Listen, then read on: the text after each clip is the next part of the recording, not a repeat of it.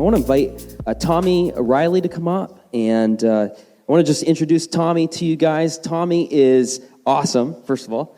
You know, we've got to start with the important things. Tommy is the intern at Elm City Church, which is our sending church, as I mentioned, for church planting. He's doing a church planting residency over the next couple years in preparation to plant a church in the Bedford, New Hampshire area. How cool is that? And so much like we have just done here with River Valley, Tommy one day hopes to venture out and to start a new work that reaches new people in the Bedford area. And so we're so thankful to have Tommy here today. He's going to share a little bit about himself, and he's going to share a little bit about what God has laid upon his heart. And he has blessed me. Both of these, our guests today, have blessed me specifically because in this unique season, a lot going on, a lot happening. So today I, just get to receive. And so thank you so much for coming and blessing our church, Tommy. Thanks so much. Awesome. Yeah, well, thank you so much for having me. My wife is not here. She's actually out in Ohio. We did 10 years of ministry out in Ohio, so she's out visiting some friends. In fact, after the service today, I'm loading up 2 of my kids into the car, and we're heading on down to Logan. So it's a fun day for us, a lot of driving. But yeah, so I did about 14 years in ministry, specifically with students. And like I said, 10 years of it was in Ohio. I was down in Nashua for about 4 years with a church down there doing student ministry. And during that entire time, my wife and I really have just felt a call to one day start a church, to plant a church. And that really started when we were going to college just outside of Boston.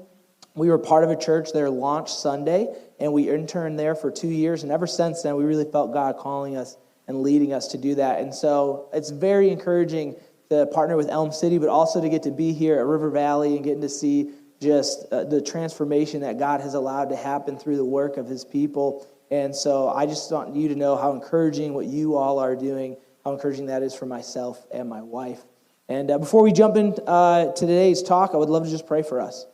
God, we thank you so much for this opportunity to be here, Lord. And God, I just thank you for this community, the impact that they are making, God, on your behalf, and just how you are just being a light to those around. God, we thank you so much for our time here. We ask that you would bless this time, God, that we would hear you through your word, God, and that you would allow me to speak truth from your word. Thank you so much for this time. Amen.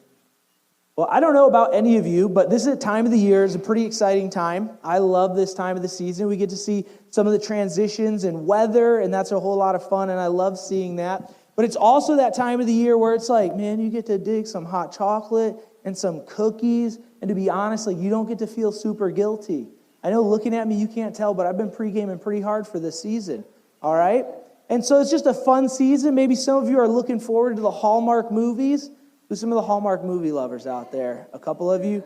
My wife as well. Always super pumped about watching the same movie with somewhat different characters again and again and again.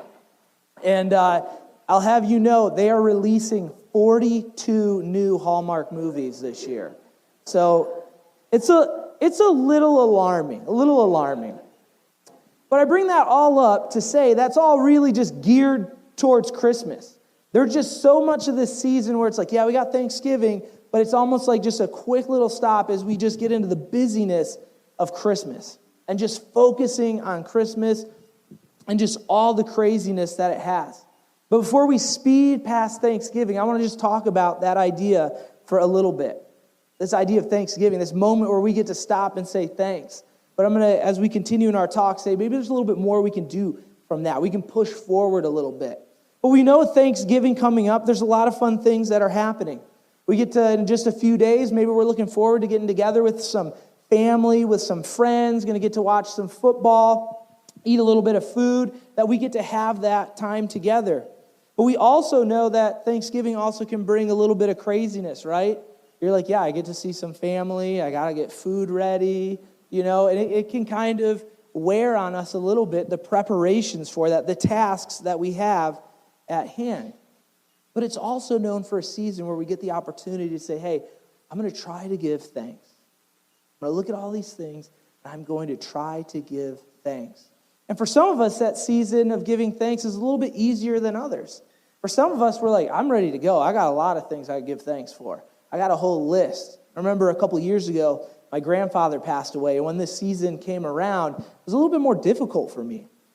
It was like now I'm experiencing this season of celebration and coming together. And I was like, this is a different time for me now. Kind of looking at it slightly different. And maybe for some of you in the room, that's where you're at. You have a loved one that's no longer here, or maybe you moved and you're like, I'm kind of by myself this Thanksgiving. I don't quite have all that connection that I used to have, that I normally have. Maybe you're looking and it's your first year of college or something, and you're like, you know what? Didn't go as well as I thought it was going to go. Finals are not looking fun here, you know? Maybe you're going through a job transition, and it could just be a little hard in this season to say, hey, I'm going to be really grateful. But I think it's an opportunity for us in this season to step back and say, regardless of the difficult things that I have going on, I can sit back and I can find things to be grateful for. I can find things that I give thanks to God for. A couple of those things might be, maybe you look at your family and say, I'm grateful for my family, where we're at, the things that are going on. Maybe you're fortunate enough, you had to go out and got a new car, and you're like, I'm grateful for this car. Maybe you got a raise or a bonus at work. Maybe you're getting to the end of high school, and you're like, I don't know what to do, and you finally went on that college visit, and you're like, this is it. This is a place I'm supposed to be at. Or maybe you're coming to the end of high school, and you're like, I don't know if college is right for me, but you figured out that next step. And you're like, I just have so much gratitude I can give for that. Maybe for New Englanders in the house, we can say, thank goodness for the Celtics, right? Like, only thing like holding it together sports-wise, I'm a Dolphins fan, so we just get concussions all the time. It's rough. And maybe you look and you say, hey, I finally got a house. So many things that we can look and say, I am so thankful for these things. I remember this one Thanksgiving when I think back of like what Thanksgivings were and what they meant to me. There's one Thanksgiving that really stands out to me.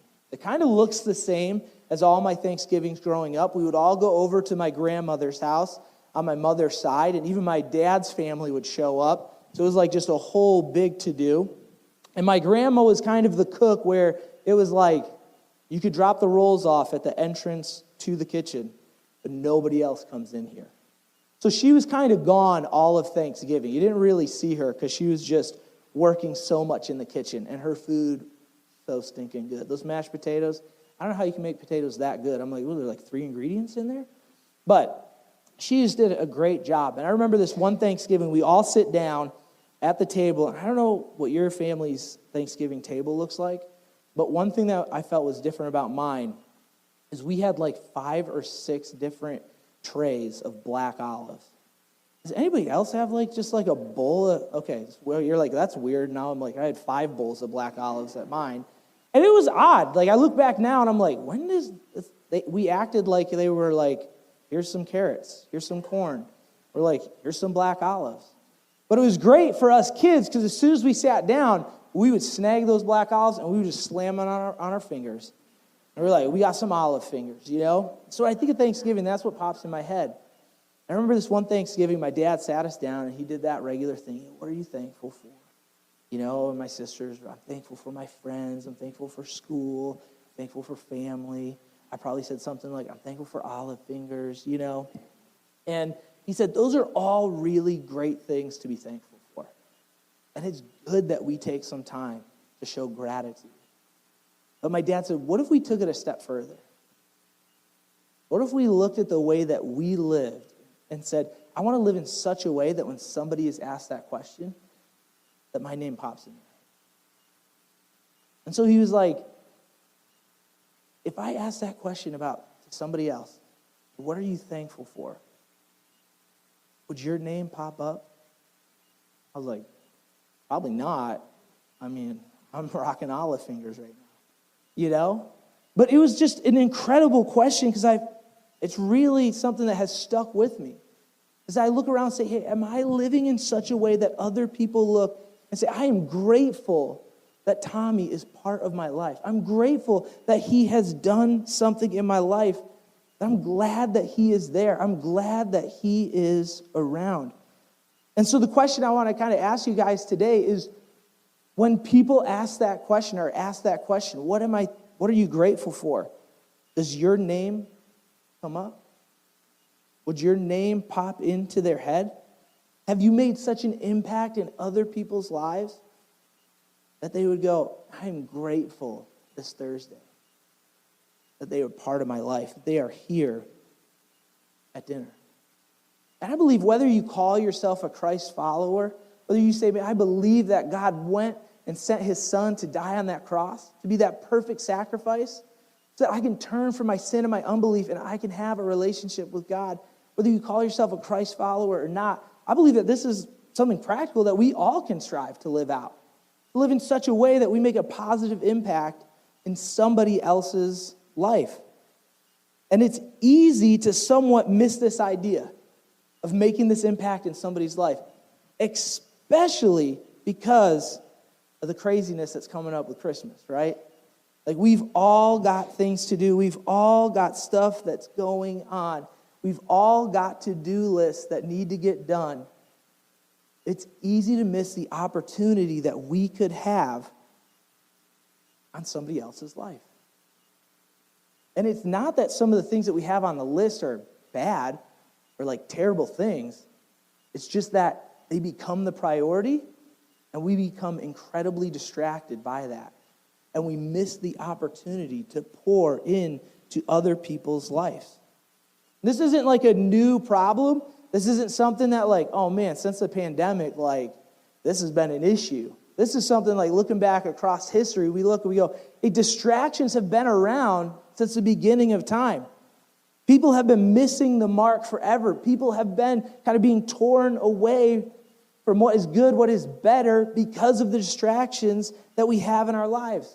And this is something that Jesus experienced. This is something that Jesus went through, something that Jesus worked through multiple times. Specifically, we're going to be looking at a story about two sisters, Mary and Martha. And maybe it's a little bit familiar to you. If it is, just hold tight.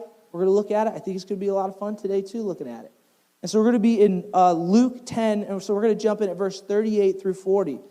It says, and as Jesus and his disciples were on their way, he came to a village where a woman named Martha opened her home to him. He said she had a sister called Mary who sat at the Lord's feet listening to what he said. But Martha was distracted by all the preparations that had to be made. This literally sounds like Thanksgiving, doesn't it? People are coming over. There's things that got to get done. There's somebody who's got to get that stuff done. There's a to-do list that's got to get ready. There's like that pre-to-do list that's got to get done so the house is able to have people over. And we see that Martha from the text, that she is distracted. And when you translate the Greek word here from distracted, it literally means that she is being pulled apart. That she's being so distracted that is literally like ripping her apart from what she should be paying attention to. Boy, if we're honest, it probably happens to us all the time. I could be up here the rest of the time giving you example after example where my life, I have been pulled apart. I have been pulled away from something that is better because I've been distracted. And oftentimes we find ourselves being pulled away, pulled apart from our relationship with Christ. And this is exactly what Martha is experiencing. Jesus is in her house, and she's like, I have a to-do list to do. I'm really sorry. And now she's being pulled apart, ripped away, and now there's this gap. There's this void. There's this distance between them. But when we refocus and keep Christ-centered, those distractions, those tasks, those lists that we have in our lives, we reprioritize that. And we have God to be first. And when we have those tasks, we have those distractions, we filter that through holding God first. And that changes how we attack those things. That changes how we strive to get those things done. How we attack a task will change. Our focus will become different. And I believe that we've all been there. We've all had those moments where we've looked at ourselves and we go, you know what?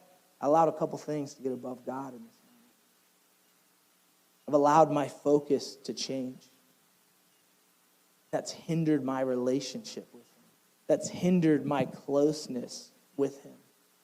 And maybe you've even seen that with people around in your life. I'm a big-time list person. I mean, I've got a list I get every week, and I write down stuff I'm going to do. I'm a crazy list person that, like, when you do something that's not on the list, you, like, write it down, and you cross it out, and you're like, yeah. I don't need social media, you know? Like, I just crossed this out. Like, it feels great, you know?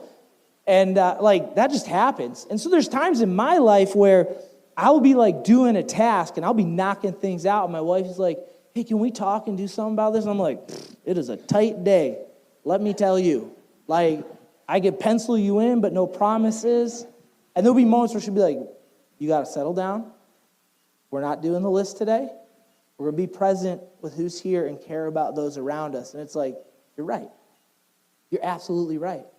And there are times in my life where my relationship with Christ is in the same exact way.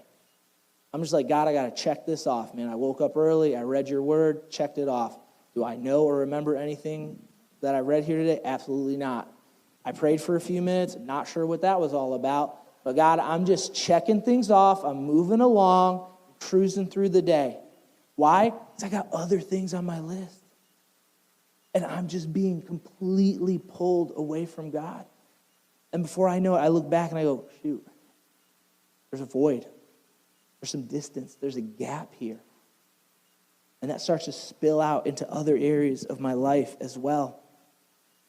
Maybe you've experienced that. Maybe you've thought, I really want to help out. I want to volunteer at church. I want to try to help out a little bit better. But you're like, it is college football season right now.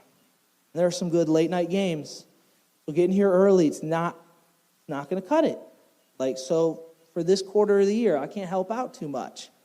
Or maybe you're like, I want to get regular at church. I want to be attending all the time, but 10 o'clock brunch just hits different than noon. It just does. I don't know what the difference is, but there's a difference. And so we go, it's hard for me to do this. We allow that distraction to kick in. At other times, when we look about our personal relationship with God, we just go, God, it's a busy season. I got to cart my kids around. We got sports. We got extra activities. God, I'm picking up some extra shifts at work. I just don't have the time right now. Finals are almost here. God, I got to take a pause on us. And we're just being ripped apart. How we see this gap, this void between him and ourselves. And that's exactly where Martha is in this story. She's not necessarily doing terrible things.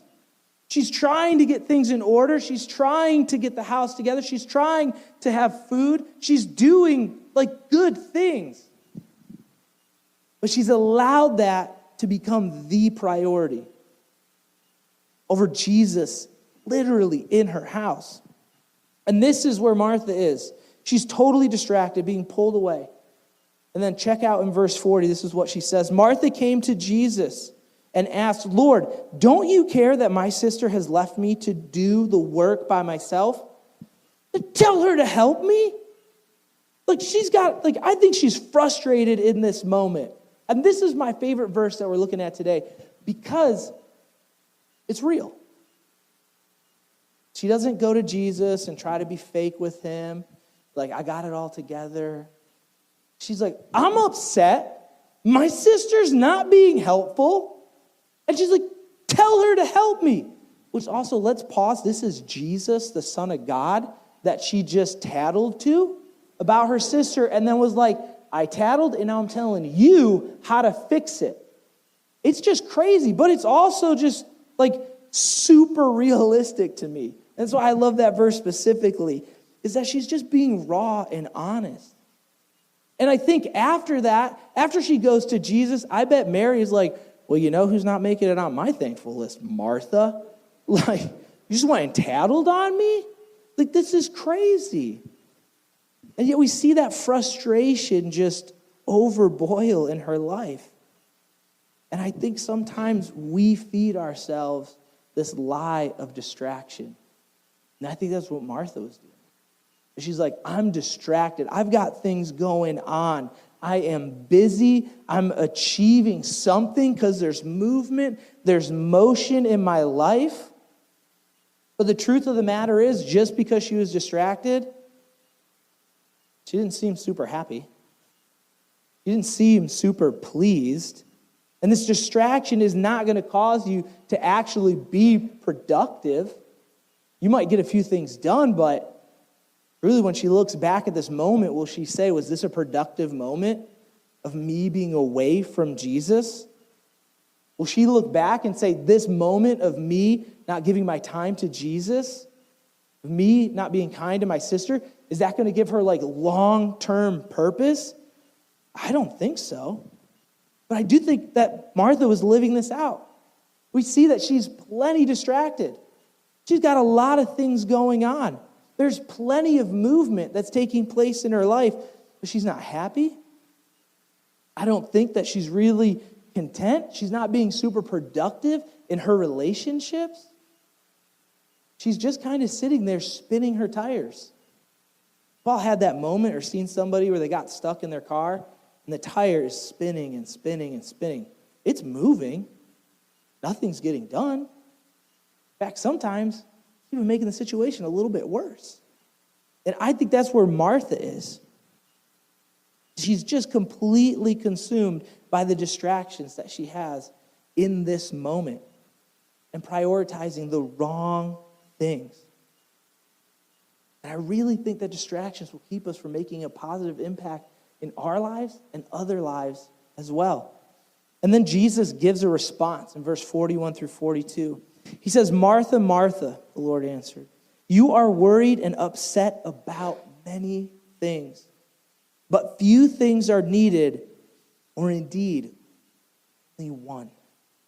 Mary has chosen what is better, and it will not be taken away from her. Like, you just put the wrong thing first. But Mary didn't. And I'm not about to take that away from her. Now, to be fair in this moment, if you asked Martha, who are you thankful for in your life? Mary's probably not making that list, right? I do think with a little bit of time, a little bit of self-reflection, some conversations with people that can pour into her life, I do think there would be a time that she would look and say, you know what? I am grateful for how Mary acted. So that was a good example. It might be hard to admit, but I think with time she could look back and say, I'm grateful that she did this thing. See, I don't want to mishear that making a positive impact in somebody's life is just trying to be nice and polite and making a good time for them. There are some hard truths that have to be told too. Some good examples that have to be set. With time, there might be an opportunity that somebody would say, I'm thankful for this person in my life, how they represented Christ, even though that was difficult. And I think that's something that Martha would end up living out at some point. My encouragement is don't let the busyness of the holiday season keep you from making an impact in the lives that are around you. Wherever you are, whatever community moment you find yourself in, be willing to give of yourself so that you can make a positive impact in somebody else's life. And listen, at face value, Martha wasn't really doing anything crazy wrong, right? If you look at just what she was doing, like getting the house ready, trying to get the food ready, prepare things, you're like, that's not wrong. But when you step back and look at the whole picture and said, you sacrificed all of those tasks over having time with Jesus, over spending time with your sister in that moment. I think a lot of us can look and go, oh, man, maybe those tasks aren't so important that I go through sometimes. So I'm making that the priority. And certainly with the busyness that we have coming up with Christmas and everything like that, I believe we have the opportunity to allow distractions to become the priority. Things that aren't necessarily bad either. Getting the house ready, getting presents, taking care of things that need to be done. But those can easily overrun the moment And we can really step on some people's toes and end up hurting them in a pretty negative way. And so I want to encourage you to be somebody this season that looks and says, hey, if somebody asks that person, what are they grateful for? What are they thankful for? Would my name pop up? And that we strive to live that way. And I'm going to give just a couple examples here in ways that you can do that. The first way is you can be patient. There's like 31 days until Christmas. We're going to have the opportunity to show some patience, all right? Like we're going to be in the stores, we're going to be waiting, somebody's going to have their cart turned in the entire aisle. I don't know why, but they will. And we can either like passive aggressively look at them and get them to move the cart, or we can, if you're an introvert, you're like, I got this covered. I'm going to look at this fake thing on the shelf for a long time, you know? But some of us maybe need to practice that a little bit more. And say, I'm going to strive to be patient in this moment. Maybe we look and we go, I'm going to be kind. Somebody's going to do something I don't like, but I am going to choose kindness in this moment. And some of you this Thursday, that opportunity is coming. You got some family dynamics that are happening, and you're like, I'm up to the plate Thursday. I have got to choose this kindness. Maybe we need to show that we're grateful for what we have. Maybe honestly, when you look at this season, you've got a lot to be grateful for, but you actually need to show that. To go to God. Say, hey, I am actually grateful for this. I'm not kind of acting in a way that I deserve this. God, you have given some great things to me that allow me to be grateful. Go to those people in your life and share that you're grateful. They're part of your life as well. I think that we need to be humble. But I think the way that we live will allow people to see Christ through us. And for some of us, that means kind of being a bit more humble. Lowering ourselves a little bit more. And I think that for some of us in the room, that we need to enter a season of forgiving. To look at those around us who have maybe hurt us or wronged us and say, I need to go to you, and I need to ask for forgiveness in this moment. Now, if you're going to do that Thursday, do it at the end of the night, not the beginning. Don't know how that conversation will go, so you can leave after, right? A little tip. But maybe for some of us, you really need to search your heart in this season where you're saying, I'm looking to be grateful, looking to make a positive impact in somebody's life. I've really hurt somebody. And I need to go to them and seek that forgiveness. And for some of us, we just need to be understanding. We got to practice some of that empathy. Looking at their life, saying, I haven't been really understanding for what you've been going through. I've been a little bit judgmental. And that we need to go and we need to do that. And that list might sound a little familiar. It's out of 1 Corinthians 13. It's a popular wedding passage, but these are things that we can be striving to live out. So this season, and don't be consumed with the busyness of the holiday season, but take a moment to look at your life and say, what am I grateful for? And how can I live in such a way that other people will be grateful that I'm part of their life?